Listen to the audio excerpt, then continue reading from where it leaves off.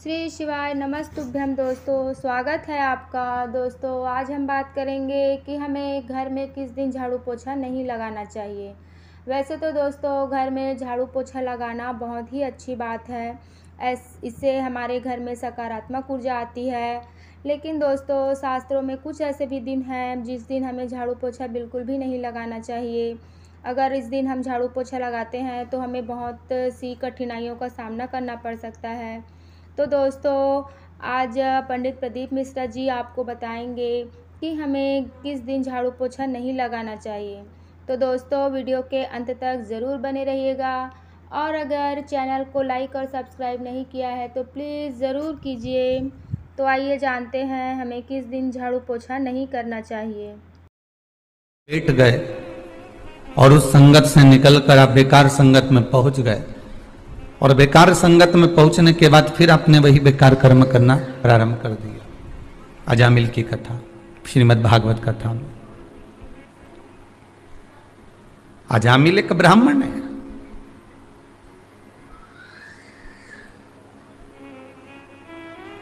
रोज माला लेकर, रोज पूजन की थाली लेकर, रोज भगवान का भजन करता हुआ श्रीमन नारायण हरि हरि हर हर महादेव जपता जपता जपता जपता अजामिल अपनी माला को उठाकर भगवान के मंदिर जाता था।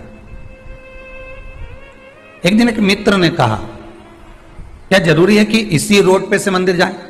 क्या जरूरी है कि इसी गली में से मंदिर जाए? क्या जरूरी है कि इसी रोड पे से जाए, इसी मार्ग से जाए?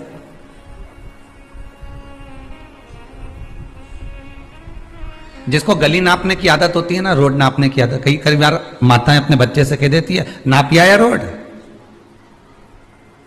नापिया या गली।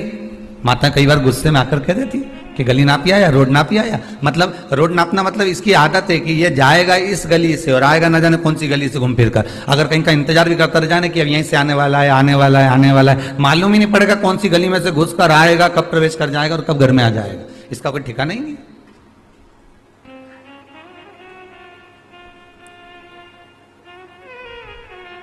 अब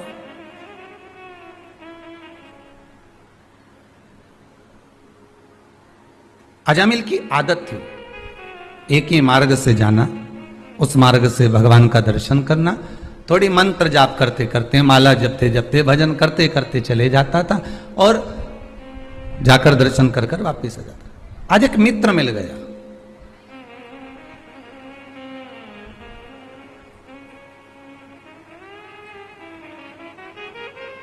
अच्छे मित्र, अच्छे सखा, अच्छी राय देने वाले, अच्छा विचार देने वाले, अच्छा संस्कार देने वाले दुनिया में बहुत कम मिलेंगे। तुम्हें अपने मार्ग से भटकाने वाले, गलत मार्ग पर ले जाने वाले ढेर मिलेंगे।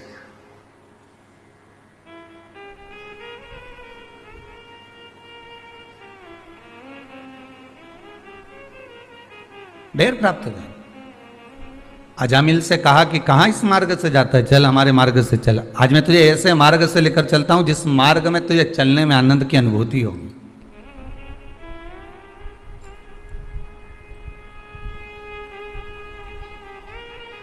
शायद आपने भी सुना होगा, हमने भी हमारे गुरु जी के मुख से सुना था, आपने भी आपके गुरु के मुख से सुना होगा, कभी जीवन में कहीं पढ़ा होगा कि भक्ति का पथ, भक्ति का मार्ग बड़ा आड़ा टेढ़ा होता है। भक्ति का पथ, भक्ति का मार्ग बड़ा उबड़ खाबड़ होता है, बड़ा आड़ा टेढ़ा होता है। ये बहुत सीधा नहीं हो सकता। अगला वर्णन किया गया महाराज, शास्त्र कहता है, अगला वर्णन जो किया गया उसमें बताया, प्रयास करें जिस दिन एकादशी हो उस दिन घर में बुआरी झाड़ू आदि जो लगती है वो दूसरा लगा ले। क्यों? उसका वर्णन है, अगर आप बुआरी लगाएंगे, झाड़ू लगाएंगे, पोछा लगाएंगे तो हो सकता है कोई जीव आपके हाथ के द्वारा मर जाए। अब एक बार यह कथा हमने काशी में कह दी थी तो एक अम्मा खड़ी हो गई और उन्होंने कहा, महाराज जी हम तो दोनों ही हैं और मेरी रे एकादशी, तो मैं पोछा किससे लगूं? अब मैंने कहा अम्मा तू तो रहने दे, तू ही लगा ले। अब हम कह दें कि अब एक तो बोल रहे कि हम घर में दो, और आप कह रहे हो कि जिसका व्रत रहे वो पोछा, तो मत लगाओ, छोड़ दो एक दिन, कोई जरूरी है झाड़ू लगा लिया सब पोछा। तो प्रयास करो कि कोई जीव ना मरे, प्रयास करो किसी जीव की हत्या ना हो। जैसे चतुर्थी का व्रत करने वाली जो माताएं होती हैं, जो चतुर्थी का व्रत करती हैं, आज भी चतुर्थी मान्य हो रही होगी, तो चतुर्थी का जो व्रत करने वाली होती हैं, जो चतुर्थी का पूजन करने वाली होती हैं, उनके भीतर का एक भाव होता है कि जैसे ही शाम का समय आए चंद्रदेव का पूजन करें, चंद्र जब प्रकट हो जाए, कलश भर लिया, उसके नीचे आखा दाना रख दिया, चावल गेहूं जो भी आप रखते हो पूजन के लिए, ऊपर पात्र आदि रख दिया जलाशय, फिर अपन ने घी का दिया लगाकर पूजन भी कर ली। तो जो चतुर्थी का पूजन करने वाली होती हैं, जो चतुर्थी का नियम व्रत धारण करने वाली होती हैं, बड़ी बड़ी चतुर्थियां करती हैं या उसका नियम धारण करती हैं, तो चतुर्थी का जो पूजन करती हैं वो किस चीज के लिए होता है? केवल संतान, पुत्र, परिवार, हमारा कुटुंब, हम जिस कुल में हैं, हमारा कुल वैभव की ओर बढ़े, संपदा की ओर बढ़े। अगर किसी के मृत्यु वाले घर में जाना है तो गरुड़ पुराण सुनकर या पढ़कर जाओ। लिखा है 10 दिन तक जीवात्मा उसकी घर की अटारी पर रहती है। 10 दिन तक जो मरा है वो जीवात्मा उसकी घर की अटारी पर रहती है, और तुम 10 दिन के अंदर ही उसके घर में बैठने जा रहे हो।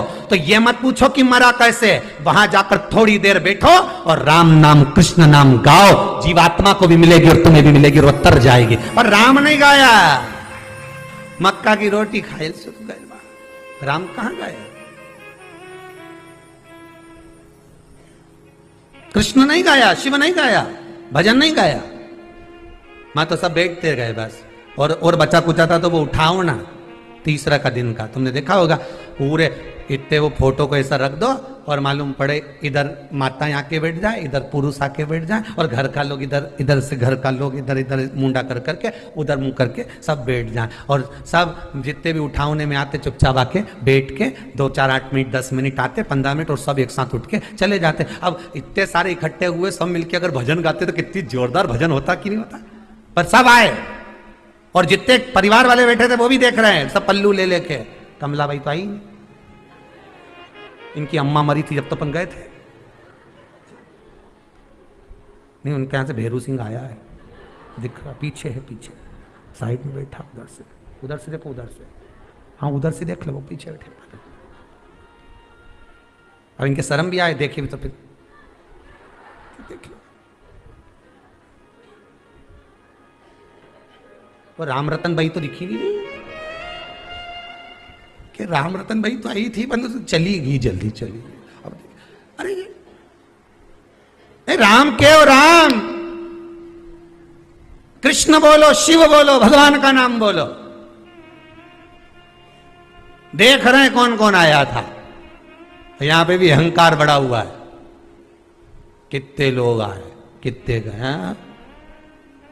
मुख में हो राम नाम, राम सेवा हाथ में, तू अकेला नाही प्यारे, राम तेरे साथ में।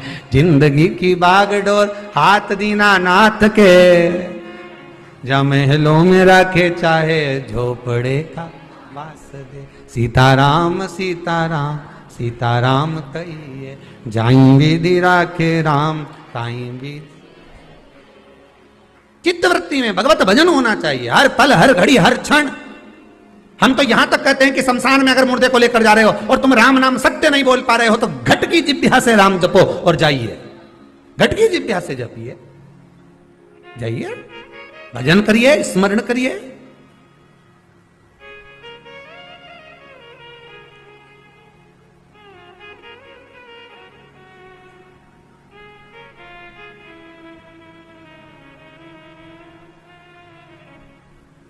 बहुत दूर मेरा शिव है, उसके पास जाने का मार्ग बड़ा कठिन है, बहुत कठिन।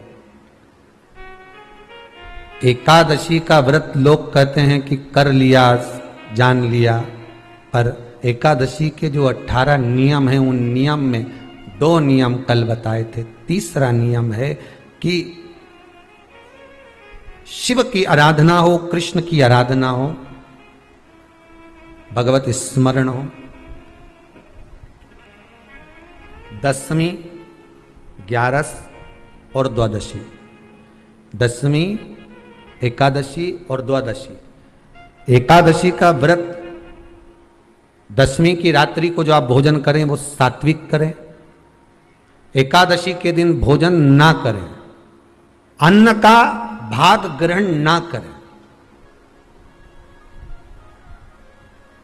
अन्न का भाग ग्रहण ना करें।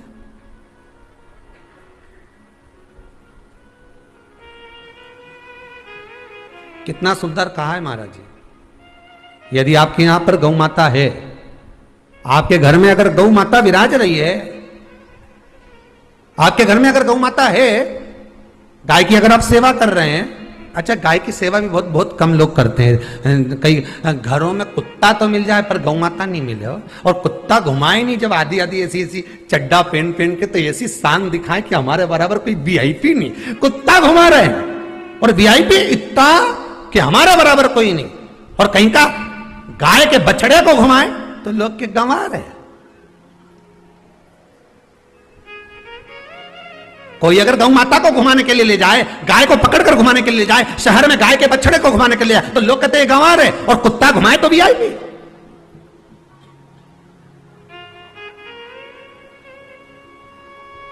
अब समझने वाली विषय ये है कि तुम कुत्ते को घुमाते हो कि कुत्ता तुम्हें घुमाता है।